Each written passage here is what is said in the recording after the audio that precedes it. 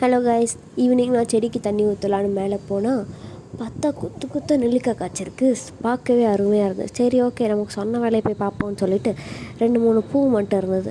சரின்னு சொல்லிட்டு சாமந்தி பூவை 2-3 என் கைக்கு வர மாதிரி பறிச்சுக்கிட்டு கீழே பார்த்தா சங்கு பூ வேறு ஒளிஞ்சிட்டு இருந்தது.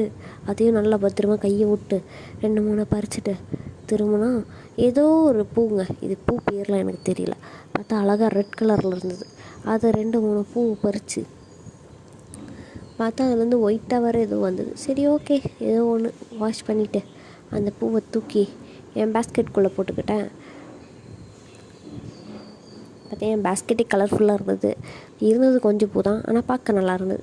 அப்படியே என் வீட்டு குட்டி நாய் கூட கொஞ்சம் நேரம் மொட்டை மாட்டியில் ஆட்டிட்டு அப்படியே எங்கள் அம்மா ஒரு குரல் கொடுத்தாங்கன்னு கீழே போனால் அழகாக டீ போட்டு வச்சுருந்தாங்க. டீ அப்படியே கையில் பிக்கப் பண்ணிக்கிட்டு ரூமில் போயிட்டு எடுத்த பூவெல்லாம் சாமிக்கு வச்சுட்டு அழகாக விளக்கேற்றிட்டு அழகாக குட் கேர்ளாக படிக்க உட்காந்துட்டேன்.